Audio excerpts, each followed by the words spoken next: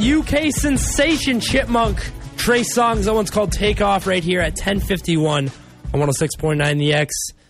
And we're cracking a virginity next. We'll keep that cleaner. Victor, my man, how are you? Good. Thanks for having me here. Not a problem. You're about to take over the reins of XFM News. You're taking over the next cast. Yep, looking forward to it. I've never done this before, as you just mentioned. I don't want to use the word out here, but yeah. Okay, tell the people a couple things about yourself. I'm not from London, not from Canada, so I've come from India. Yeah? And Yep. What's the difference right now between India and Canada? I'd say about 28 degrees. Okay, yeah. I think maybe we should do a switch, all right? I'll go to India, you stay here and enjoy the cold, and I'll go enjoy the heat. Maybe for some time, but I'll send you in summer when it's like 40 plus degrees. Okay, I love it. Okay, so make sure you're listening up. Victor's coming up next in the news, about 10 minutes. As well, we got one last request, a little bit of old school Kanye. It's 11 o'clock. This is 106.9 CIXX-FM, live from the School of Contemporary Media at Fanshawe College in London. This is XFM News. Good morning, I'm Victor Kaiser. On the roads this hour, London Police and the OPP are not reporting any traffic incidents in the vicinity. If you have a traffic tip, give us a call at 519-455-6397. Our top story this hour. Late last night, London police were called at 11:30 p.m. to the High Mini Mart on Warncliffe Road North. A suspect fled the scene after the police were called. No injuries have yet been reported and nothing was taken from the store. London police have charged a 21-year-old male, Jason Primrose, with armed robbery. Police were also called out to a fire in a store early this morning on Hamilton Road. No injuries have been reported and the cause of the fire is yet to be determined. The national president of the Canadian Union for Public Employees, Paul Moist, sent a letter to Prime Minister Stephen Harper on behalf of the workers at Electromotive. The letter demands the government disclose the terms and commitments made during the 2010 purchase of Electromotive by US-based Caterpillar Incorporated. But not everyone is on board with the letter. Strike Captain Jay McIntosh thinks the letter is being sent in vain. I don't think the progressive conservative are interested in helping laborers or the common worker. They're more interested in satisfying the corporate agenda. Ontario Premier Dalton McGuinty is shying away from the lockout, saying that the provincial government has little jurisdiction in this matter. 2011 was a good year to be in the construction business. There were more than $1 billion worth of building permits issued last year, up nearly $300 million from 2010.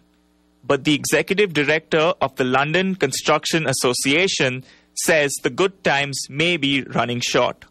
Derek Smith says while 2012 will be likely good for construction, the future is not as bright. I think 2013 will take a little more conservative approach. The federal government's starting to talk about a little bit of a drawback. The provincial government is not committed as strongly to infrastructure investment that they have in the past. He also added that he is concerned about how the current labor unrest will appear to possible investors who may see it as a potential problem for London. Many Ukrainian families are celebrating Christmas today.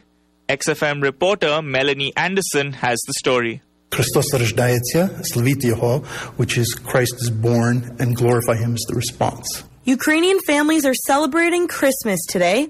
The Ukrainian culture celebrates the Julian calendar, a reform of the Roman calendar created by Julius Caesar. Reverend Ihor Petruk of Christ the King Ukrainian Catholic Church says that the Ukrainian celebration is unique. We're just beginning to celebrate. So what we did? We did 40 days of preparation, and then you celebrate Christmas, and then you start 40 days of celebration. So it all goes in.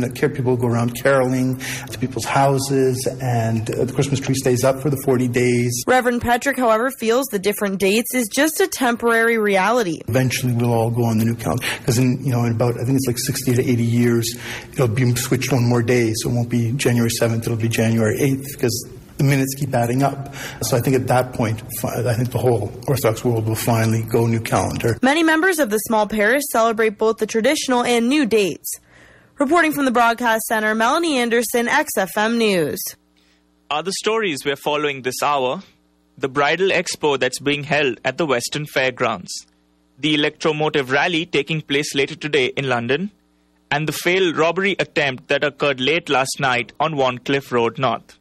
XFM weather is up next. It starts out as a way of dealing with the pain. Pretty soon, though, it gets worse, and you take more of it until it becomes a crutch for you to lean on and can't live without it. Drug addiction can affect anyone at any time, and it's up to you to know the facts. Talk with a doctor, a loved one, or go to the government website at nationalantidrugstrategy.gc.ca for more information. Know the facts so you can avoid being a part of them. Listen, think, care. 106.9 The X. Turning to your Environment Canada 5-day forecast. Today is mainly cloudy with a 60% chance of flurries late this afternoon. Tomorrow will also be cloudy with a 60% chance of flurries early in the morning, followed by a mix of sun and cloud, a high of -1. Monday will see a mix of sun and cloud with a low of -6 and a high of +1. Tuesday will be cloudy once more with a low of -1 and a high of +4 degrees. And rounding out your 5-day forecast, Wednesday will be cloudy with a 60% chance of showers, a low of 0 and a high of 6. Right now at Fanshawe College, it's 4 degrees. Terry Adshade will have your next news update.